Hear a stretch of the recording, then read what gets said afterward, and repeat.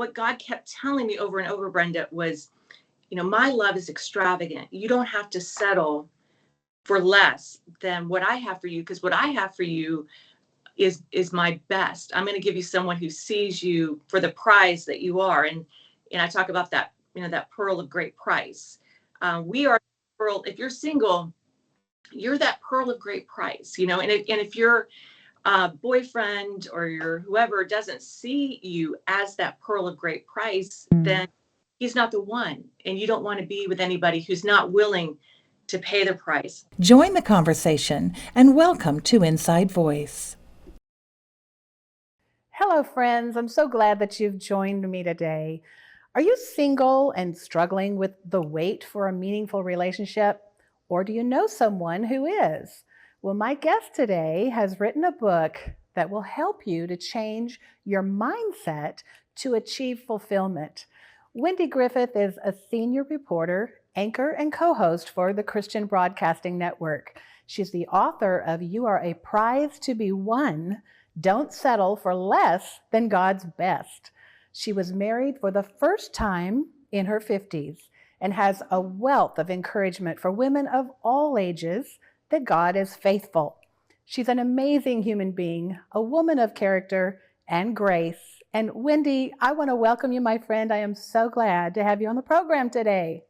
Hey, Brenda, it's so nice. Thank you so much for having me on. I've been wanting to be on your show because it's awesome. Thank you so much. Well, I love you, my friend, and we're just going to have a great conversation. I think you have some amazing things to share for women and men who are in a season of wait. And, that might be over many different things, but I think the same mindset really applies to whatever it is that we're waiting for. But, I began to read your book on a plane after we had seen each other in Virginia Beach a couple years ago. And I was just, I was really impacted by how much I related to your story. I mean, I had my own share of experiences with painful experiences and brokenness and even divorce for me. And I sat there and I just was stunned. And I thought, wow, if I had only known that I was not valuing myself the way that I should have been, it might have changed the trajectory for me and the things that I had to really experience to come to that truth. So I'd love for you to just give us your story, your backstory, and tell us what inspired you to write the book. Brenda, I'm so glad you mentioned that, because sometimes we think that we know our value. And you said you were stunned because that revelation came to you. And that's what I was going through. I thought, I've got it all together. Okay, I've got a good job. And, I just bought my first apartment or whatever, and things are going well. And all I need is a boyfriend. And, and I was about 46, and I did meet this guy, and, he checked a lot of the boxes. He was tall, dark, and handsome. He was Christian. And I honestly didn't even like him that much at first, but then a few months into the relationship, something just sort of clicked, and I thought, this could be the one. And then I was all in, and I think that at that point he sensed that. But at any rate, a few months later, he finally said, I love you, but I don't know if you're the one. And I remember feeling like I got slapped and kissed at the same time, because I'd been wanting to hear those words, so desperately. Yeah. But something, I literally got a real stomach ache. I thought there's something not right with this, but because I didn't understand my value, I didn't have the sense to say, well, you can take your butt and leave and get back in your truck and go back to where you came from, because I am worth and I love you, period. And it took me about 6 more months of dating. In fact, I told myself I'm going to make him love me. And that's always a mistake, because if a guy says I love you, but especially if you're in marriaging age, if you're dating with marriage in mind, and a guy says I love you, but okay, what does that mean? Well, at that time I thought, well, I've just got to convince him. I've got to work harder. I've got to be the perfect girlfriend. And I ended up exhausting myself. What that means, ladies and gents, because women can play the same game, is I'm keeping my options open. I like you. Well, he said, I love you, but I'm keeping my options open. There might be something better out there. And if that happens, if when you know your value and somebody says you, you run. Okay. Yeah, you realize the deficit actually that's in them to put you on that scale of comparison. And I think that's very powerful what you're saying, but most often, women are just sucked into that black hole and feel like, okay, I've got to jump through all the hoops because this is the guy, because he meets some kind of criteria. And do you think that perhaps we're looking at the criteria and not the heart and some deeper things that we should be looking at? And then does that also mirror the fact that we need to do the same with ourselves?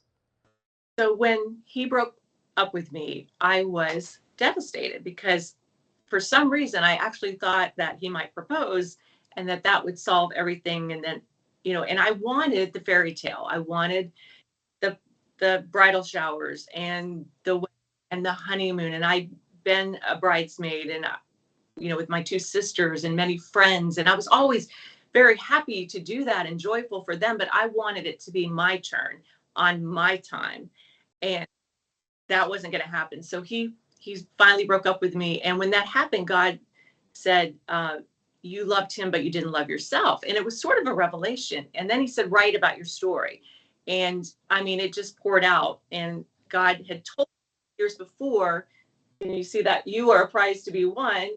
But I hadn't learned the lesson yet. But I knew that would be the title of my book, because that was a rhema word from God to me years before I had even met this guy. And he was telling me, don't settle. You are a prize to be won. And so the book just, God said, write about your test. And that's what I did.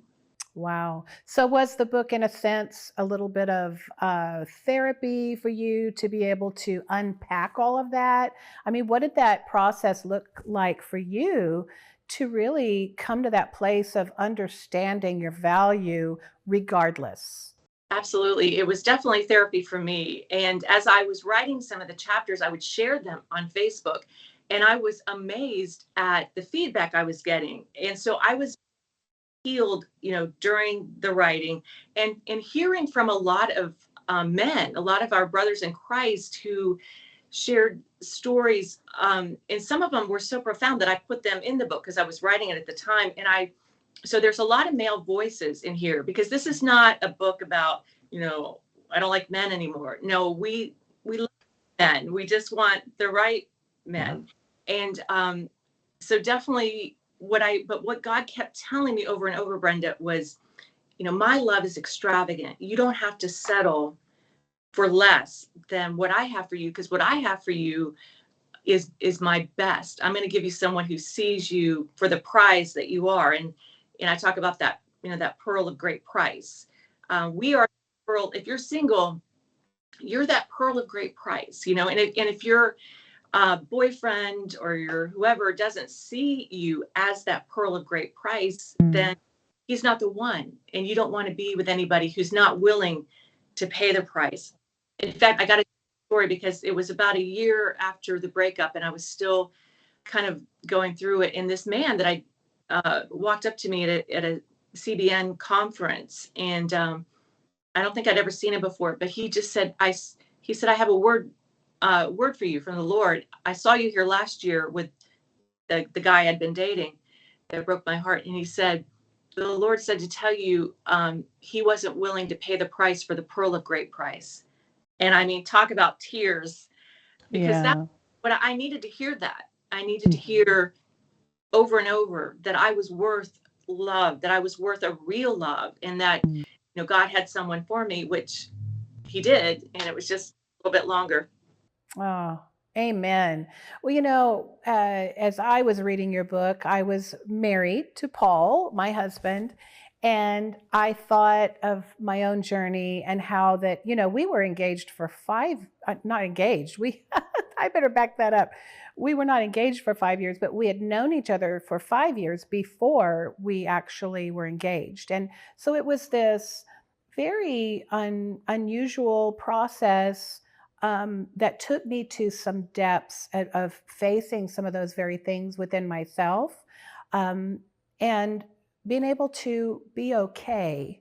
And I had come to a point in my life when I met Paul where I also was saying, you know what, I'm going to be responsible for my own happiness. And I started buying the flowers and putting them in a vase and lighting the candles and making the pretty dinners. And I loved my life.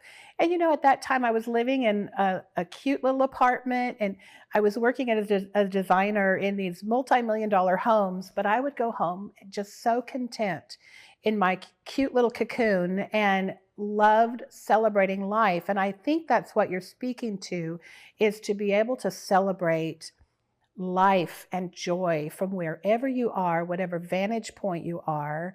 And, it was in that season that I met someone who was so different from all my other experiences, because I too had attracted the kind of people that wanted me to just fit their image. And I think what I want our viewers to hear today is that there are two different kinds of people. There's the ones who are going to be shallow. They're not looking for what's inside of you. They're not interested in getting to really know you. That's where the worth comes from. That's where the value is. And they're more interested in how your image or how your performance meets their criteria. And so, can you speak to perhaps the issue of identity and the healing that needs to take place for people, men or women, that are struggling with being seen and heard and valued? What's that process going to look like for them? Well, I have a chapter called Be the Prize, and you were doing that. You were enjoying your singleness. Okay. You were making dinners and buying the flowers. And I say, wear that red dress. Don't save it. Yeah. I had this red dress that I literally bought and was like, okay, when I get a boyfriend, wear, it hung there for years. And, and I decided I would say, God, you're not bringing me a boyfriend or a husband yet. I want to climb Kilimanjaro. I want to climb to Everest Base Camp. And I went on all these amazing mountain expeditions, because that was a passion. I'd really gotten into hiking during my 40s. And I just loved it. But then I was like, I need a bigger mountain. And so God kept giving me mountains to climb. And I would go on my own. I mean, I flew to Africa by myself. I flew to Nepal, Kathmandu, by myself.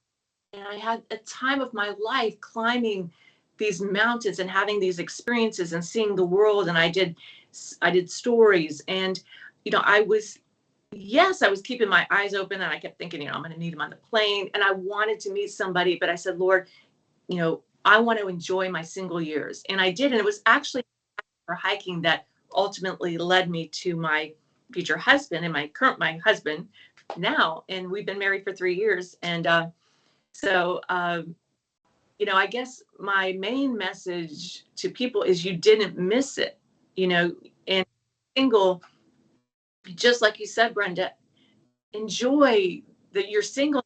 That's a gift. Singleness is a gift. And if we just stay in our jammies and watch Netflix and wait for someone to knock at the door, I mean, we're not really fun to do. Now, don't get me wrong. I like to do that all with my husband now, but yeah. You're so right. Whatever, your passion, you need to be you now and enjoy who you are. And so I love that you did that when you were saying. You said something, that struck me, and that, in that season you were saying, okay, God, give me a bigger mountain. And I love that you were pushing yourself beyond your old limits. You were not afraid to get outside of the framework of your comfort zone. And I think that's a really important element that more people should be embracing, because I think that the tendency when you're feeling insecure And doubtful is to want to stay within your own little comfort zone and you want it to come to you. But in all actuality, God is saying, I'm going to enlarge you for blessing. But there's going to be a process involved in that. Am I right? Gosh, yes, he uses, he used that heartbreak that I had, which was, I mean, at that point in my life, it was the worst thing I'd ever been through. And honestly, still is, because it wasn't a quick fix. I wanted to be literally, I went on a 2-week vacation after the breakup, and I thought, okay, I'm going to come back healed and ready to just, I pulled my suitcase in the door and I burst into tears because I still had, even though I took this shell and I threw it in the ocean in Belize, and I'm like, okay, this is symbolic of all the pain and the rejection and everything I'm feeling right now. No, I carried it home in my suit. I mean, and so it's a process. Like you said, God said this, well, God told me 2 things. He said, mourn and move on, easier said than done. And then later, he said, this season will end. And that gave me hope, because if you're going through heartbreak right now, I read a lot about what God taught me about heartbreak, and so many great scriptures in here that will help you heal. Because what I did, Brenda, because I couldn't heal myself, and time does not necessarily heal heartbreak, but what healed my heartbreak was this. And I stayed in the Word, and I stayed at Jesus' feet, and I would go hiking by myself and just pour out my heart in. And I would feel, I mean, honestly, it was some of the best times I ever had with the Lord. Because he says, what does he say in Psalm 146, I believe, or 47, I'm not sure.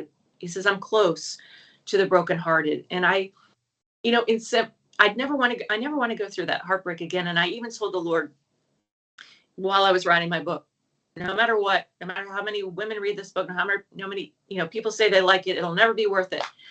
Well, after about, I don't know, 3,000 emails, and I finally said, okay, God, it was worth it, because God doesn't waste your pain. He doesn't. Oh. He's faithful. And honestly, so good. Some of the best times I've ever had with the Lord were when he was walking with me through. And I have chills now, because we were made for that fellowship.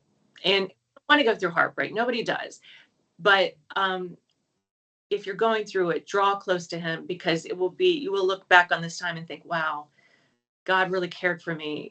He gave me these words, like during that time, he said, Wendy, you didn't miss it.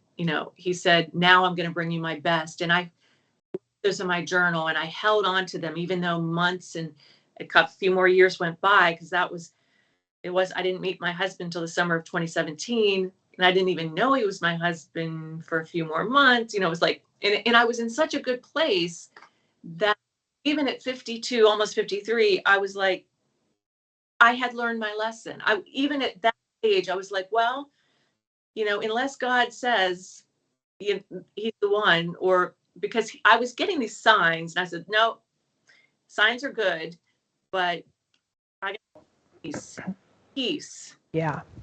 Is that peace that's, that you don't want to be apart from that person anymore. So good. I'm really glad that you touched on this particular part of the story, because I think it's in the painful heartbreak where we're just split wide open. We feel like we're walking around with a big hole that everybody can see, that, we want to bolt and run. We want to, cover up and protect ourselves. But this is actually a really good place to be. And so for our viewers today that might be watching and might be identifying with this, and they're hurting. I mean, people are hurting for so many reasons. So whatever that reason is, I want them to really be encouraged. I want you to be encouraged, because it's in those moments that we actually meet Jesus. And just like you, Wendy, I met him there in those most painful moments. And really, he was the lover of my soul and the lifter of my head. And I began to know him more intimately in those days. And I honestly can look back and say, I missed that season. I love him dearly. He is my best friend, and I talk to the Lord all the time. It's just a different season for me. So what you said about the gift of singleness is so good. I'm getting chills thinking about it too. And I just really feel there's someone out there that is needing this word of encouragement because they feel so devalued in the chaos and the mess of not only what we've just been through over the last couple of years or so, but in the fractured relationships and the confusion that's on so much of humanity right now. So there's a cry from so many people, and I feel your book can speak to more than just the single person's plight, but to the lonely soul, maybe people in a marriage, or they're you know uh, engaged in a career that keeps them on the go all the time, but they're lonely. And so I'd love for you to just take a moment and encourage some people today with what that looks like to meet Jesus there. Mm. I just remember those walks and those hikes, and then hearing that still small voice. That is the thing that, to me, really, that was my lifeline while I was waiting, because waiting is the hardest part. If you're single and you're tired of waiting, I get it. I mean, I was, I'd crossed over. I remember turning 50 and thinking, okay, surely God is going to bring him this year. And he didn't, but I Yeah. had promises. And I'm Yeah. not, there's lots of promises in the Bible, but those promises that I heard in my spirit, it's called a rhema word. And Mhm. you might be, if you don't know what that is, you practice the presence of God, and you get in prayer, and then you listen and you hear, and it's this still small voice, and God will give you that, and then write it down, because so many times I will go back to the Lord and say, God, remember when you said, now you're going to bring me your best. Or I'd go back and say, or I'd even quote the scripture, God, you say two are better than one. I would either quote scripture, or I would remind God something he said, and I would spend time with him. And the other most important thing you need to do as a single who's waiting and getting discouraged is get that prayer partner friend, the one that, like, on that Friday night when everyone's out and you're just so mad, and you're screaming in your car, and you're like, why am I having another weekend? Okay, yes, that happened to me many times. And I would call my friend Rhonda, and I'm writing a new book right now called You Didn't Miss It, Your Wait Is Not in Vain, because God has blessed me so much. And I dedicate a whole chapter to Rhonda, because she's a happily married woman, but she didn't have to wait. She says she had to wait. She was 27 when she got married. So I'm like, I don't think, but the way she's so cute, the way she tells it, she did have to wait. Yeah. Because she wanted to get married at 22. So she had to wait, but she always would pray for me and encourage me and give me scriptures like, Psalm 84:11, God will not withhold any good thing from those who walk uprightly. So God is not stingy. He's not like holding your husband back, saying, you're not good enough. No, he has a perfect timing. And I mean, stars really do have to align. Some things have to align. My husband was married before. He went through a painful divorce. So, he had his own journey. He had to go through his own dark night of the soul. And then God put us together. And, come to find out, he was crying out to God, Lord, do you have, someone for me? And so, and it was me. So, but Wow. basically, two things. Yeah. Two things, Brenda. Mhm. Get that word from God that you can hold Yeah. on to. Like I said, for me, God said, you didn't miss it. It's not too late. And that friend that will lift up your hands, your arms, because you're going to get tired of waiting, and you're going to have those days where you just are over it. And every time I would get off the phone with her, it would be like, okay, I'm good for another week, Yes. And that's what having a community is all about, a church, a village, and those who mentor you and pray for you and hold your hand and hold them up sometimes, because we can, our emotions can get the best of us on the journey. And you're a strong woman. I'm a strong woman, but we understand what it is to be at the bottom of the pit emotionally. And I agree with you that oftentimes it's when we think God is saying no, he's actually saying, I'm preparing you and the person that I'm bringing together for purpose. And if we'll just get back into that disposition of trusting him, knowing that he is good and he has the best in mind for each of us, then his timing is perfect. And that was the case for us as well. For Paul and I, we both had come from broken marriages and we both had a lengthy amount of time that God was doing a work in both of our hearts. And if that had not been completed, I can tell you, we would not have been able to face some of the things that, that warfare comes when you're involved in ministry, especially in a ministry that is public. And, you can oftentimes find yourself dealing with things that you've got to know how to navigate.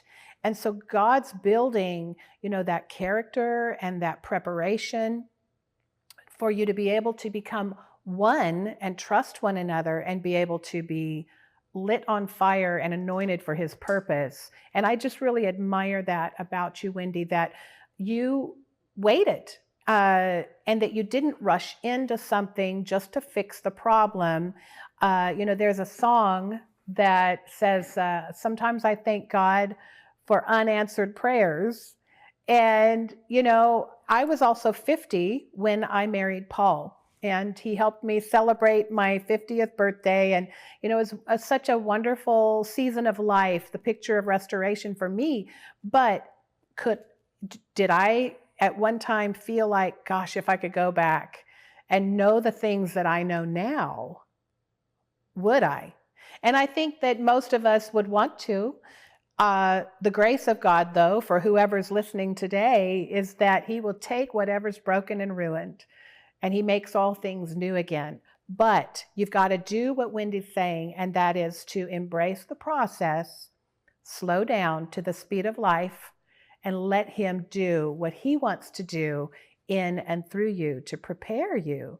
I know that you've really spoken to what it is to be content with yourself. Was there any point in this, on this journey, that you felt like you were challenged to feel more comfortable with your own vulnerabilities and in your own skin, so to speak, to be able to embrace imperfection? Because, you're a beautiful woman, you have it all together, you run a tight schedule, you probably have to run a tight ship. And to outward perceptions, they might think, well, she probably never feels vulnerable. She's always large and in charge. But I'd love for you to speak to the importance of vulnerability and how that enriches even your relationship. Wow. That's deep. And I'll take you there, my friend. you're good. You are good. I will tell you this. I think I was amazed after marriage that just how much more, when I was going through something, how much I appreciated how much more I fell in love with my husband when I saw that he didn't run from me when I had a vulnerability.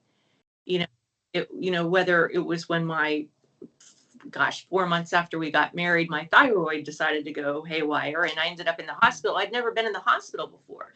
And I was afraid he would think he married a lemon, or that he, and yeah. Brenda, when I looked over at him sitting by me, and I'm in my hospital bed because I had to stay one night, but it was still traumatic.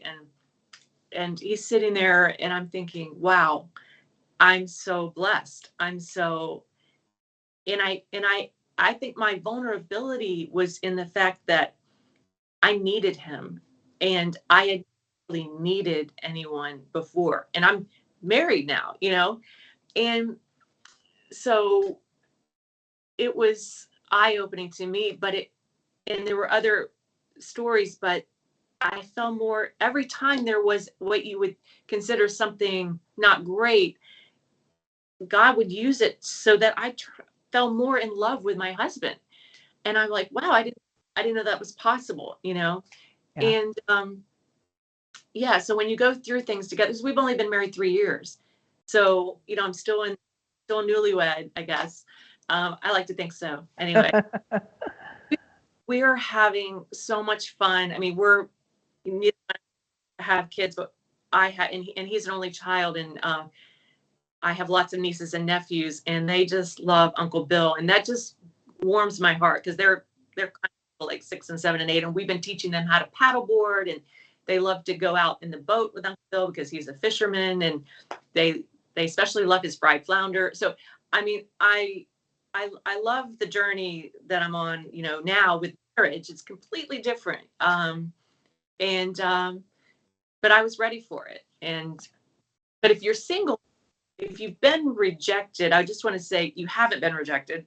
You've been ejected to something greater. And it's not, like Brenda said, it's not punishment, it's preparation. God is preparing you for the right one.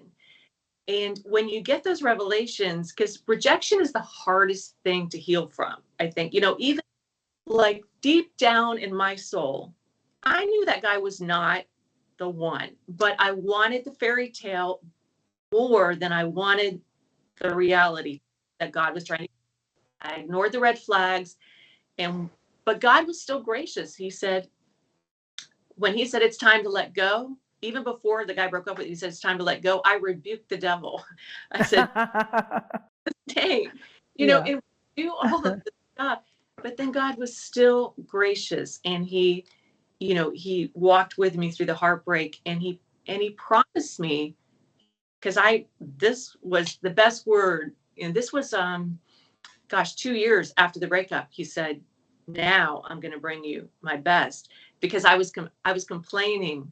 I was saying, God, you know, I gave that guy one of my best years, and, you know, blah, blah, blah. I'm getting older. He said, you're right, but now I'm going to bring you my best. And God was faithful, and he did it. He did it. I didn't recognize Bill as my husband immediately. It wasn't love at first sight, but by the end of the summer, we started dating at the beginning in late June. By the end of the summer, end of September, I was sitting down with my brother and showing him pictures of the whole summer. And I mean, I'll never forget. It was September 27th, 2017. I remember the day that I knew I'd fallen in love. And it was like, wow, okay, God is faithful. Yeah. You know, and so even like, don't have like chill bumps the first time you meet him. Don't. That's right. Yeah, God, it made, and thank God I didn't, because I'm the girl that, you know, if I like someone, they're going to do it. And that, let the man pursue you. So God did me a favor of sort of hiding how I really felt. And then that let Bill pursue me. That's so good. And you're so right. And, you know, it's not about chemistry. That'll throw you off if you're just looking for chemistry. But look to the deeper well of who a person is. And that goes for both sides, for men and women. Because if you want a relationship that's going to last and stand through the tests of time and every storm, that's the person that you want. And God knows where those people are. How can we find your book, Wendy? Amazon's the best way to get it. You'll have it like really quick. Okay. And, Barnes and Noble. Awesome. It's an amazing book, and I wish we had another half an hour. I sure enjoyed having you with me today, my friend, and thank you for taking the time out of your busy schedule to be with us. I hope we can do it again. Thank you, Brenda. God bless you. Take care. God bless you. And to my friends, I want to thank you, and I want you to remember that it's in the pain that the beauty is discovered. It's in the vulnerability that value is established. And God will take you and he will lead you through those painful moments and help you to let your guard down so that you too can have your best and remember, you are a prize to be won. Thanks for being with me today. I invite you again to be with me next time. I'm Brenda Crouch.